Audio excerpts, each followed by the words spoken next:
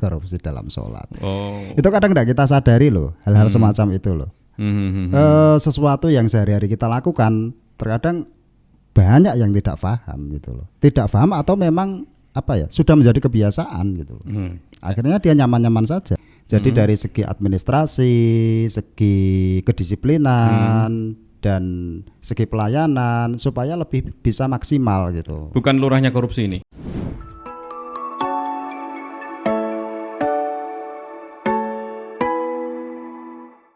Dulu itu saya pernah kuliah kan Gus. keren. Aku harus bilang wow sambil koprol itu. Saya kuliah itu malah jadi tidak percaya diri akhirnya. Karena saya secara jujur mungkin keilmuan mungkin 100% dari kampus misalkan itu yang dipakai hanya beberapa persen saja lah. Loh, tapi harusnya kan orang kuliah itu kan bangga karena punya titel kan. Saya enggak sih. Saya ketika dipanggil misalkan ada acara workshop gitu, saya enggak nulis gelar gitu. Gitu. Itu sama kayak misalkan banyak mbah yai itu kadang ditulis gelar itu seolah-olah malah gelar kiai ini itu kok malah agak jatuh ya. Amblek gitu. Ya bagusnya kayak misalkan Gus Mus, Gus Dur yang dia walaupun dia punya titel dari Mesir ya. Tapi cukup dengan Gus gitu. Ya, karena nilainya udah tinggi. Saya juga malu sebenarnya. Kalau misalnya saya embel-embel di belakangnya ini sama aja dengan orang lain dong yang hanya kemampuan akademisi aja gitu ya. Tapi saya nggak bahas itu. Saya pernah kuliah di tarbiyah ya. Guru agama, jadi nggak dalil dari ini. Cuman saya saat kuliah pernah dibuka oleh dosen saya mengatakan bahwa gini. Jadi dosen itu pertama buka di layar itu langsung bilang orang-orang yang curang itu masuk di neraka wail. Gitu. Saya disuruh mikir kita. Orang-orang yang curang gitu. Akhirnya setelah dibahas akhirnya kecurangan itu termasuk salah satunya adalah korupsi waktu yang kadang kita tidak kita lupa bahwa itu korupsi gitulah. Oke, sepakat aku. Ya, korupsi waktu ya. Misalkan contohnya ngajar atau jadi guru lah atau jadi apapun itu yang waktunya itu sebenarnya dia harus wajibnya ngajar atau ngisi sesuatu lah, tapi dia hanya dia bolos atau dia nongkrong, rokokan, atau ngopi, akhirnya waktunya ya terbuang di situ. Neraka wail. Neraka wail itu apa sih sebenarnya? Wah, sebenarnya kalau diomongkan neraka wail itu sebenarnya kalau diartikan dari segi bahasa itu sebenarnya kan kerusakan atau kehancuran. Jadi makanya ada ayat kan, misal fawailul lil musallin kan gitu tuh. Jadi kerusakan bagi orang-orang yang sholat, tapi orang sholat yang bagaimana kan gitu tuh. Fawailul lil musallin alladzina hum an sholatihim sahun kan gitu. Jadi orang-orang yang gampangke atau sholatnya buat main-main gitu. Itu orang curang. Termasuk curang kan? Oh, curang ya. Iya. Jadi orang yang tidak melakukan kewajibannya sesuai dengan tugasnya atau sesuai dengan tupoksinya, maka itu adalah orang yang curang. Berarti kan contoh aja misalkan sekarang populernya namanya korupsi ya. Korupsi itu ternyata adalah penyimpangan uang atau sebenarnya tidak uang aja kalau ada waktu juga ya. Jadi penyimpangan yang dilakukan di aparatur negara, perusahaan, juga termasuk juga yayasan. Ternyata kan tidak hanya negara saja, tapi korupsi waktu yang kita nggak sengaja lakukan ya banyak hal yang kita lakukan. Makanya ada namanya dosa kecil, dosa besar, dosa yang tidak sengaja. Dan semua itu dipertanggungjawabkan. Korupsi itu termasuk dosa disengaja atau enggak sih? Atau dosa kecil enggak sih? Korupsi apapun namanya, ketika tidak melakukan sesuatu sesuai dengan apa namanya job desk-nya, kan, maka itu bisa dikatakan adalah dosa yang besar. Walaupun itu korupsi dikit, maksudnya misalkan ya korupsi waktu lah ya. Yang harusnya jam 7 ngajar sampai jam 10 guru. Dimulai dari hal yang kecil, maka lama-lama kan menjadi besar. Enggak, itu termasuk dosa besar juga. Iya. Sama dengan zina.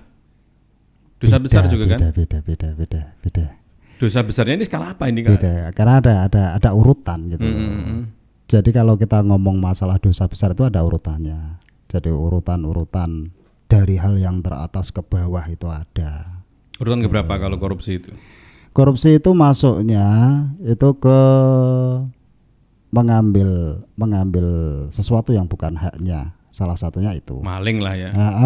Terus masuknya seperti pencuri, dan kemudian dari mencuri itu terkadang ya pencurian yang dilakukan.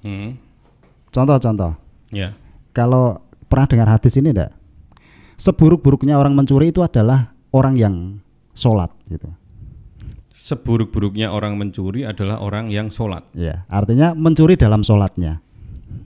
Gimana? Contohnya gimana? Realnya gimana? Mencuri dalam sholatnya. Artinya sholatnya tidak tumakninah. Gitu. Atau enggak gini? Maksudnya mencuri itu bukannya 4 rakaat jadi 3 rakaat itu bukan? Bukan itu. Jadi dia mencuri tumakninahnya. Jadi tumakninah yang seharusnya dia itu ada waktu jeda untuk tenang gitu. Ya. Itu dia langgar gitu. Ya, jadi kejar tayang ya. Sholat kejar tayang ya. Seperti orang yang sholatnya ngebut, ekspres gitu. Rukuknya itu harus tumakninah, harus sejajar. Betul. Tapi udah jengklit-jengklit lah ya. Nah, gitu. Itu termasuk dikatakan mencuri itu. Itu korupsi juga. Korupsi sholat. Korupsi dalam sholat. Oh. Itu kadang tidak kita sadari loh, hal-hal semacam itu loh. Sesuatu yang sehari-hari kita lakukan terkadang banyak yang tidak paham gitu loh. Tidak paham atau memang sudah menjadi kebiasaan gitu loh. Akhirnya dia nyaman-nyaman saja. Kalau misalkan ada guru ini jatahnya ngajar jam 7 sampai jam 12. Yeah. Ya, dia jam 7 belum datang misalkan, baru ngajar jam 9. Yeah. Dia korupsi kan? Korupsi. Misalkan dia ngajarnya jam 12 tapi dia molor sampai jam 2. Mengganti waktunya. Berarti dia dia termasuk orang yang tidak tepat waktu. Artinya gini, sudah dijadwalkan antara jam sekian sampai sekian. Walaupun itu diundur, malah itu mengurangi artinya gini, memaksa orang lain untuk melakukan sesuai dengan jadwalnya dia. Korupsi gitu. Enggak itu? Ya, masuk kan? Iya, korupsi ya. Iya. Akhirnya yang dikorupsi adalah jam siswanya. Betul. Yang harusnya pulang misalkan dikorupsi waktunya ya. Merugikan, intinya kalau korupsi merugikan orang lain atau merugikan pihak lain. Merugikan pihak lain dan juga diri sendiri kan. Oke. Karena sholat tadi ya kita bahas jadi. Makanya gini loh, ada unsur kezaliman di situ, ada unsur aniaya di situ. Aniaya, menganiaya diri sendiri. Ya. Oke. Misalkan enggak jadi. Ini agak privasi sebenarnya, cuman enggak jadi saya. Ini kayak kurang bagus ya. Oke. Kita bahas yang lain ya. Kemarin ada anti korupsi di desa kalau nggak salah. Oh, itu program desa anti korupsi. Iya. Ada ya, di Demak ada ya? Ada, desa kita kebetulan tahun ini. Desa kita itu desa siapa? Desa kita, desa Bulu tercinta ini. Ya, kenapa? Desa Bulu ada apa ini? Bukan ada apa, jadi gini loh. Program itu memang diadakan oleh pemerintah itu untuk membina atau membimbing. Jadi dari segi administrasi, segi kedisiplinan, dan segi pelayanan supaya lebih bisa maksimal gitu. Bukan lurahnya korupsi ini? Bukan itu. Oh, saya kira ada masalah kepala desa korupsi bukan. Atau sekdesnya. Enggak ya. Aman ya? Aman. Itu ngapain ada program-program anti korupsi? Emang ada potensi untuk korupsi di Bolo ini? Di semua lini pasti ada potensi itu. Dimanapun itu pasti ada. Jadi cuma gini. Tujuan dari pemerintah sendiri dengan adanya program itu adalah semacam sosialisasi atau edukasi.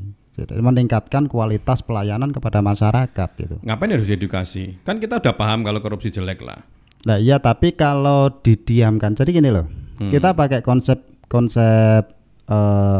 sesuatu yang sering diangkat, sesuatu yang sering dibahas, maka itu akan menimbulkan atau ada efek positifnya, yaitu kewaspadaan. Artinya jangan sampai kita lakukan itu. Kecuali dengan tidak ada bahasan itu sama sekali, orang akan cenderung saman atau dibahas dek Misal seperti itu kan. Kalau di desa itu korupsi apa kira-kira yang dilakukan? Banyak hal loh. Apa sih sebenarnya? Contoh dari segi pelayanan, misal tidak bisa melayani dengan baik. Oh, waktunya tidak sesuai misalkan. Terus gratifikasi kan itu rentan sekali. Contoh pelayanan di desa, kita minta surat pengantar, kemudian kita tidak dilayani kalau tidak bawa sesuatu lah, misalnya di situ. Ada uang rokok ya. Atau ada sangunya atau ada amplopnya. Hal semacam itu juga masuknya kategori korupsi juga kan. Misalkan ini, saya punya teman nih, kebetulan teman saya ada yang kepala desa. Terus tiba-tiba saya ajak makan nih, saya bayarin. Terus masuk enggak? Kita lihat konteksnya kan. Konteks makan itu sebagai apa dulu? Kalau saya marketing, saya orang jualan. Ya ada pendekatan saya harusnya. Dari sisi ini. Iya. Kemudian dari sisi temennya ini. Ya kan kita nggak tahu teman kita apa visi misi dan niatnya. Kalau saya niatnya pengen ketemu lebih dekat lagi, proyek bisa masuk nih. Oh gitu. Iya. Itu gini, kita ngomongnya ke jalur ini. Itu ada dua jalur itu. Iya, gimana? Jalur yang pertama adalah jalur aturan. Aturan yang resmi itu gini. Kalau memang dalam situasi atau kondisi tugas, tugas artinya dia masih menyandang tugas dinas, maka konteksnya itu bisa menjadi gratifikasi. Oh ya, kepala desa ini ada jam kerjanya ya sih? Ada kan? Ada toh. Kalau itu di luar jam kerja, maka itu bukan. Saya kira kepala desa itu 24 jam dia. Enggak sih. Oh enggak, 24 jam. Enggak. Jabatan iya tapi jam kerja enggak. Oh, jam kerjanya enggak ada ya. Jadi jam kerja seperti jam kerja biasa. Betul. Saya kira kayak zaman dulu itu kan kalau kepala desa kan ada masalah perceraian. Ke kepala desa dulu. Ada maling ketangkep jam 12 itu malam, tetap, larinya ke kepala desa. Tetap. Ya. Artinya gini loh. Secara kultur budaya. Jadi yang namanya kepala desa itu adalah tokoh yang dituakan di suatu desa, artinya sebagai orang tuanya orang sedesa kan gitu. Segala masalah yang terjadi di desa maka larinya tetap ke kepala desa, entah sebagai penengah, entah sebagai mediator. Ya pokoknya orang dituakan itu. Lah ya, iya, orang dituakan. Gitu. Oke. Misalkan nih Kang Gus, langsung saya lari ya. Misalkan di suatu wilayah ada korupsi nih, saya menemukan entah itu KKN lah, ternyata adiknya jadi sekretaris desa misalnya tiba-tiba, atau itu termasuk enggak? Kalau memang ada bukti di situ, bukti pelanggarannya, maka bisa dilaporkan. Tapi itu kan nggak korupsi kan, itu beda lagi kan? Itu masuknya ke apa namanya nepotisme. Nepotisme kan, itu beda lagi ya. Sekarang apalagi tren itu dinasti itu ya. Dinasti. Ya. Tapi dinasti di mana-mana ada kok. Pasti. Wong sekarang beberapa desa itu ya ternyata keluarganya semua yang masuk di perangkat desanya. Tapi kalau di sini enggak sih? Sini aman. Alhamdulillah aman. Kan. Kalau yang saya tahu desa Mbolo itu banyak jadi desa sorotan sih, percontohan ya. Banyak kegiatan lah. Saya lihat itu banyak kegiatan. Banyak kegiatan dan kalau ada tamu saya dari luar kota misalnya, kemarin ada dari Surabaya datang ke sini. Itu kan ada ini kan jalan ada dua, jalan inti itu kan ternyata ada pelangnya ya, nggak boleh masuk kan kalau malam ditutup. Oh iya, betul. Itu dikira sini itu perumahan. Oh gitu. Dikira perumahan karena ya kan emang perumahan.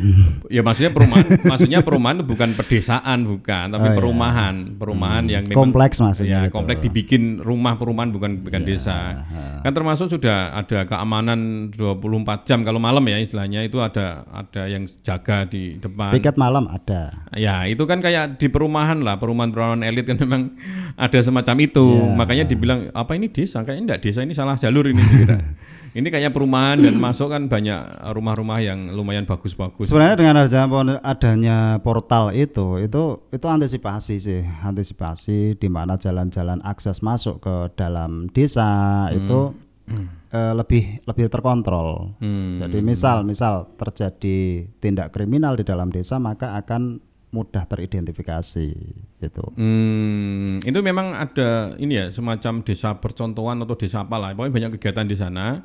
Lalu ternyata saya pernah datang ke kantornya itu ada termasuk sudah kayak komplek memang karena ada CCTV-nya.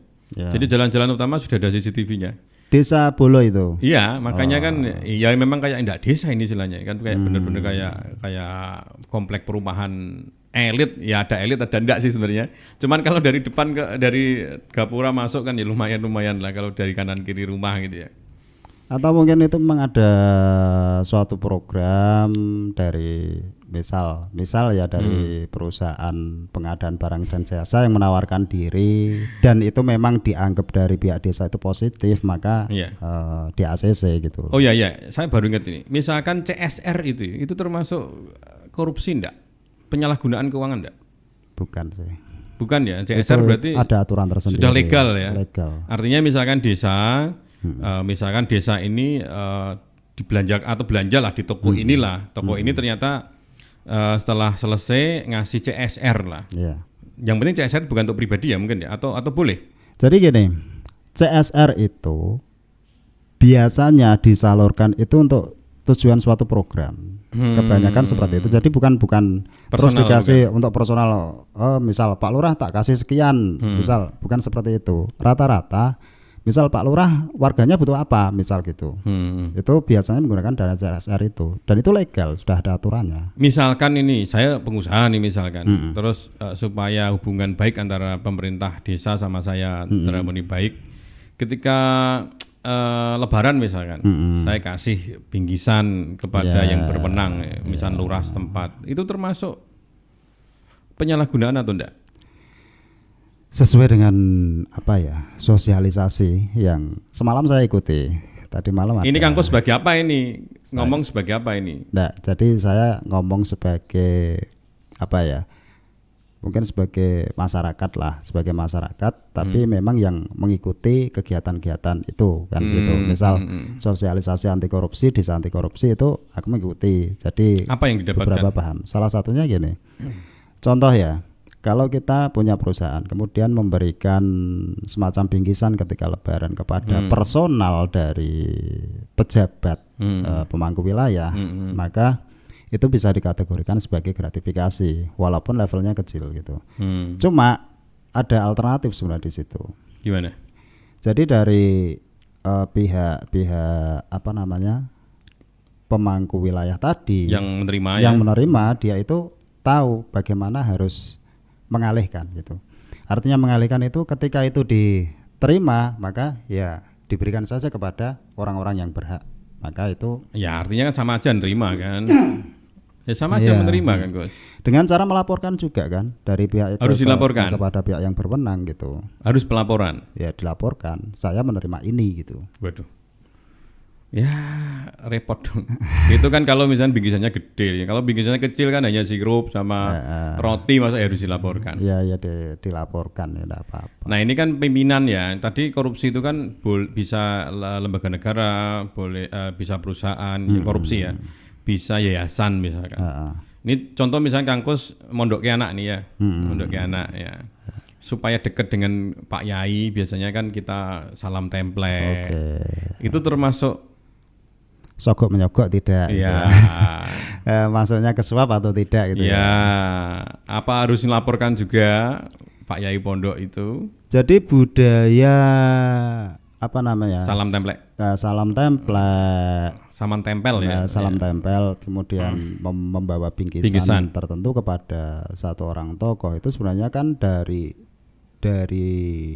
generasi ke generasi itu memang sudah menjadi budaya. Jadi dari budaya kita itu kalau memang kita berkunjung ke tempat orang lain gitu. Ya tempat guru kita atau guru anak kita lah ya. Kita akan masa kita enggak bawa oleh-oleh gitu. Jadi nah ya itu termasuk enggak. Kita kan juga punya anak di sana kan. Iya. Jadi gini, itu termasuknya bukan ke kategori itu. Bukan ke kategori gratifikasi.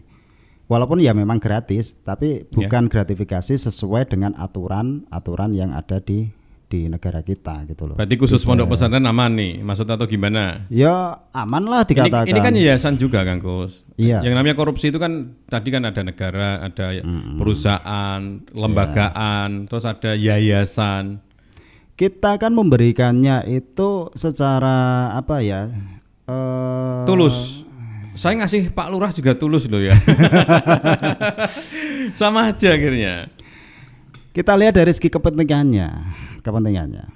Kepentingannya itu kan kalau kita bahasa kita itu memberikan bisyarah. Bisyarah itu artinya bebungah. Bebungah ya. Bebungah. Jadi memberikan bisyarah karena kita. Saya juga ngasih bebungah kepada yang pemangku jabatan. Iya, tapi kepentingannya beda gitu. Kepentingan saya nggak ada kepentingan apa-apa. Saya ingin secara personal lebih dekat aja. Saya sama dengan kita ketemu di pondok. Nah, dengan dekat tadi kan pasti ada kepentingan. Ya sama. Saya kepentingan misalkan dekat dengan Pak Yai di pondok juga pengen ada kepentingan. Iya, tapi dalam segi kepentingannya itu beda. Karena kepentingan kalau kita ke kiai itu terkait lebih ke arah kita mencari keberkahan dan kemudian apa artinya ya, supaya anak kita yang kita titipkan di situ juga nyaman. Kalau saya lebih menghormati ya, kalau saya. Lah, menghormati. Kalau orang menghormati, apalagi orang alim itu dimuliakan, maka kita juga akan mendapatkan keberkahan kan. Nah, saya itu niatnya juga sama. Saya pengen menghormati pemimpin wilayah supaya itu, dapat keberkahan. Dapat keberkahan loh. Saya nggak minta langsung loh ya, keberkahan dari mana-mana Kang Gus. Ya, saya tulus orangnya. Akhirnya proyeknya bisa masuk kan gitu.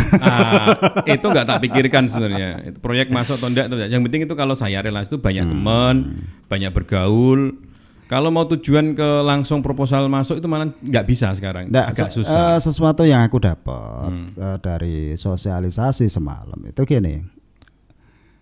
Dari contoh gini, kalau kita konteksnya sedang bertugas kan. Bertugas itu dengan baju atau boleh bebas? Dengan baju dan dengan konteks tugas. Konteks tugas artinya kita datang itu ada misi tugas itu. Maka itu memang masuk ke dalam kategori gratifikasi. Dengan visi tugas ya, dengan misi atau niat tugas. Iya. Niatnya nggak tugas ini saya misalkan. Bukan, ini tak terangin dulu. Ya. Maka ketika itu ada misi tugas di situ. Tugas yang siapa dulu nih, yang ngasih atau yang dikasih? Yang dikasih. Yang dikasih ya. Itu ketika dikasih, maka itu akan masuknya ke gratifikasi. Tapi kalau sudah selesai itu, kemudian misal, ayo kita ngopi sebentar sebagai penghormatan atau kita dikasih sesuatu, maka itu akan beda. Berarti saya misalnya mau mendekati pemimpin daerah nih, misalnya mau mendekati bupati nih misalkan. Bupati kerjanya berarti Senin sampai Jumat ya. Nah, berarti saya ketemunya Sabtu nih. Ada apa-apa nongkrong bareng. Hari Sabtu kita ngobrol, kita kasih bingkisan. Karena kan temen lama lah misalkan. Tapi kalau untuk pejabat sekelas bupati itu memang segala hal yang dikasih atau diberikan oleh masyarakat atau dari perusahaan tertentu apalagi itu memang harus dilaporkan. Itu bupati. Kalau lurah enggak? Lurah pun harusnya seperti itu juga. Jadi misalkan saya ngajak lurah ini ya, misalnya jalan-jalan kemana, terus saya kasih dia harus lapor dong. Maksudnya? Lapor kalau dikasih. Beda, konteksnya beda. Oh, jadi lurah enggak sampai sana. Misal gini, kita contoh. Kita sebagai saudaranya lah, saudara. Kita berkunjung bawa oleh-oleh. Enggak masalah kan itu oleh-oleh. Iya. Bukan masuk ke gratifikasi kan. Iya, jadi saya ngasih ke siapapun ya oleh-oleh niatnya, bukan niat goal apa namanya. Bukan. Makanya kan harus bisa dipisahkan itu. Dipisahkan antara ini dalam konteks kita memberi karena jabatan atau kita memberi karena kita saudara atau kita memang berkunjung karena berkunjung karena saudara atau karena politik gitu Kang Gus. Ini kita ngomong politik. Kadang itu pengusaha itu ngasih bantuan kepada tokoh masyarakat atau kepada kepala daerah lah misalkan. Ada acara apa kita bantu sebagai sponsor misalkan ya. Sebagai sponsor. Itu ya memang tidak ada etika apa-apa. Ya karena dalam politik tentunya tahu lah, harus tahu balas budi lah. Ya, itu gimana? Konteks seperti itu ada namanya, jadi gini, ini contoh ya. Mengadakan suatu event. Kemudian ada sponsorship. Sponsorship itu dibolehkan, itu legal. Padahal sponsorship itu ada tujuannya Kang Gus. Walaupun ada tujuannya, tapi itu artinya dalam program tersebut itu saling membantu, tidak masalah. Kan sama saja artinya. Beda. Berarti kan gini, saya sebutkan beda-bedanya gini. Kalau kita membantu secara personal itu enggak boleh. Iya. Tapi kalau kita membantu dalam kegiatan itu boleh, artinya gitu kan? Kan tadi tak contohkan kan, yang namanya CSR kan, CSR dari perusahaan itu diberikan dalam bentuk program biasanya seperti itu. Ya, CSR bisa di depan, bisa di belakang ya. Jadi kan artinya kan maksudnya tidak ya artinya kita ngasih sesuatu itu tidak secara personal. Betul. Pokoknya berkelembagaan lah. Misalkan di sekolahan kita nggak ngasih kepala sekolah uang ya, ibaratnya ngasih CSR uang, tapi kita ngasih membantu. Kalau ada kegiatan di sekolahan, bolehlah kita bantu gitu ya. Itu legal. Itu boleh ya. Boleh. Walaupun niatnya kita ya memang ya marketing tahu sendiri lah ya. Ya memang seperti itu kan sebenarnya. Jadi sama, memang kan? itu kan budaya sogok menyogok itu memang ada kan sejak. Kalau saya nggak mau dikatakan budaya sogok menyogok, saya itu budaya memuliakan orang lain. Ya, oke, itu memuliakan orang lain. Jadi gini, ya. Misal kita kan dicontohi oleh Nabi kan. Ya. Tapi aku tidak mengatakan Nabi nyogok, bukan ya. Ya. Ini disclaimer ya. Ya. Oke, dipelintir bahasanya. Nggak. Jadi gini, Nabi itu kan dimusuhi seseorang yang meludahi Nabi ketika dakwah, ketika subuh, beliau ketika berangkat subuh diludahin tiap pagi, kan, gitu. Kemudian orang yang meludahi itu sakit. Akhirnya Nabi datang ke situ dengan membawa bingkisan sesuatu untuk menjenguk orang yang sakit tadi. Ya. Nah, di situ ada kepentingan. Kemudian itu adalah menunjukkan betapa luar biasa akhlaknya Nabi, kemudian mental dari Nabi sendiri. Terus kita sudut pandangnya kepada bingkisan yang dibawa Nabi. Itu kepentingannya itu apa? Ya dakwah lah. Kan semua kan makanya semua ada kepentingan kan Gus. Dakwah kepentingannya kan itu mengajak orang. Ini juga saya misalnya marketing, saya juga mengajak orang. Sama sebenarnya. Lah makanya kalau memberikan itu jangan konteksnya diberikan secara personal. Nabi personal loh ya. Iya, itu karena Nabi tidak dengan kelembagaan. Artinya Nabi itu tidak datang ke sultan atau ke ke raja, itu tidak, tapi ke perseorangan juga.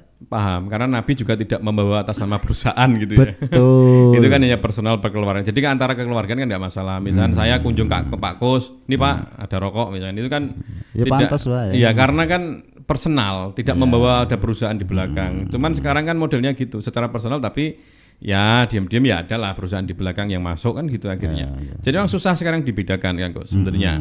Nggak tahu ini akhirnya gimana. Akhirnya mungkin kalau sudut pandang saya habis ngobrol beberapa menit itu menyimpulkan bahwa sebenarnya korupsi itu ya gimana ya, memanfaatkan segala sesuatu untuk kepentingan pribadi ya, pribadi. Kalau untuk mencari keuntungan pribadi. Kalau misalnya keuntungan bersama boleh. Artinya bersama itu masuknya ke personal atau bersama untuk kemaslahatan, itu beda. Nggak bisa kepancing ini ya. Nggak bisa. Ya. Kalau untuk kemaslahatan, ya nggak masalah kan. Misal ini CSR dari satu PT, tak ambil sekian juta untuk memperbaiki rumah seseorang dengan jalan lewat program. Misal contoh program RTLH lah gitu. Memperbaiki rumah yang rusak. Itu kan tidak apa-apa kan gitu. Ya, artinya kan gini, saya garis bawahi bahwa korupsi itu kepentingannya tidak boleh secara pribadi dan tidak boleh bersama-sama di keuntungan pribadi. Artinya kan korupsi misalnya satu lembaga, satu perusahaan dikorupsi, ternyata uang itu ya dibagi-bagi 10 orang, 15 orang, tetap nggak boleh karena itu personal sendiri kan. Beda kalau kepentingan untuk perusahaan gitu ya, maksudnya gitu ya. Maksudnya gitu. Jadi ya sudah jelas lah, yang penting ceto di awal itu artinya yang namanya korupsi itu kepentingan pribadi, entah itu korupsi waktu, korupsi jabatan, korupsi apa lagi ya korupsi. Kalau sekolahan, anak sekolah juga bisa korupsi juga kan? Bisa, kalau dia bolos kan korupsi kan? Korupsi juga kan, korupsi. Itu namanya. Korupsi kepada gurunya, korupsi pada orang tuanya juga kan yang membiayai. Ya, korupsi itu dalam hidupnya. Betul. Jadi korupsi tadi yang garis bawah lagi bahwa korupsi itu merugikan diri sendiri dan merugikan orang lain. Iya. Gitu. Contoh gini, ada lagi namanya satu jenis korupsi itu ketika orang tidak menepati janji, itu termasuk korupsi. Kita janji ketemuan jam sekian tapi akhirnya pada jam yang sudah ditentukan tidak datang. Ya itu korupsi waktu kan. Itu jadi masuk. Korbannya yang tadi yang sudah menyiapkan waktu, sudah ngelegak ke jadwal, ternyata dibohongi lah. Ini aku punya cerita menarik loh terkait dengan hal itu ya. Ya ini juga sangkutannya dengan masalah kedisiplinan juga. Jadi ketika dijadwalkan kita akan ketemu diskusi jam sekian, kemudian aku udah datang pada jamnya dan teman-teman yang lain belum datang, maka di WA group saya akan menulis jamnya, jam sekian menit sekian, jam sekian per menit akan saya list ke bawah terus setiap berubah menit. Kemudian ketika itu tidak tidak mempan, ketika mereka sudah datang, bahkan telatnya itu tidak hanya sampai beberapa menit, kadang sampai jam gitu. Yeah. Maka ketika mereka datang, silakan dilanjutkan diskusinya, saya sudah selesai. Ya kok legomen bisa nulis jadwal jam-jam sekian. Kalau saya enggak, karena saya gabut kan. Kalau saya misalnya kondisi kayak gitu udah tak tinggal, saya nggak ngurus. Jadi saya juga nggak mengurus orang-orang yang tidak bisa menghargai saya. Artinya dia ada hukum timbal balik. Ketika orang lain tidak menghargai saya, maka tidak usah dihargai. Ngapain juga saya harus menghargai orang lain kan gitu. Nggak usah kasih muka kan gitu. Iyalah, selesai kalau saya gitu. Jangan terlalu, kayak tadi kan terlalu halu. Terlalu mesake gitu kelihatan. Nggak, karena memang gini ya, ada orang seperti saya itu kan terbiasa dengan nasihat. Terbiasa dengan nasihat, terbiasa dengan apa istilahnya edukasi. Yeah. Jadi tujuan saya memang waktu itu juga supaya bisa mengedukasi kan gitu. Mengingatkan ini loh, dah jam sekian terus itu. Iya, dan kalau kembali ke tadi ya, saya coba tak cerna sekali, korupsi itu apa sih gitu ya. Ternyata memang merugikan orang lain. Betul. Juga merugikan dirinya sendiri. Nah, mungkin yang orang-orang yang sering korupsi itu cobalah berpikir jadi orang lain yang merasa dirugikan. Kan seperti itu ya. Yeah. Nah, oke Kang Gos, terakhir coba untuk supaya orang itu lebih sadar bahwa korupsi itu sebenarnya merugikan dirinya sendiri dengan sambil dan merugikan orang lain. Apa yang harus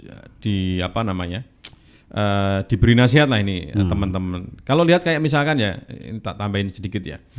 Banyak ternyata korupsi itu terjadi karena desakan dari istrinya biasanya. Iya. Kan banyak sih kayak seperti itu ya. Kenapa ini kok korupsi? Karena tekanan keluarga, harus ini ya. Gimana harus dapat uang banyak ini. Akhirnya kan seperti itu kan. Jadi korupsi itu ternyata tidak secara sengaja orang berbuat, tapi memang sudah ada skemanya.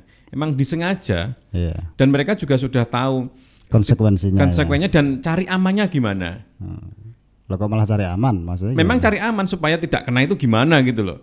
Jadi dia korupsi tapi dia sudah punya rumus-rumus, misalnya nanti kena KPK dia harus bagaimana ini biar lebih aman. Kan mereka tetap punya strategi. Orang-orang yang korupsi itu orang-orang yang hebat sebenarnya. Dalam berpikir dia udah hebat lah. Berarti apa itu berarti mengakali aturan gitu, mencari celah dari aturan. Ya iya, orang pintar kan gitu kan. Memang ya sengaja memang mencari ini boleh loh. Terus dia bisa menghitung-hitung misalkan saya korupsi berapa triliun, terus hukuman saya berapa tahun. Tapi secara hakikat itu tetaplah korupsi. Iya. Makanya gini, ini karena yang diminta itu nasihat. Ya, terakhir aja ini penutup. Jadi seseorang yang melakukan korupsi tidak hanya merugikan diri sendiri, juga merugikan orang lain. Kemudian apapun yang kita lakukan, walaupun tidak diketahui orang lain, maka Tuhan mengetahui.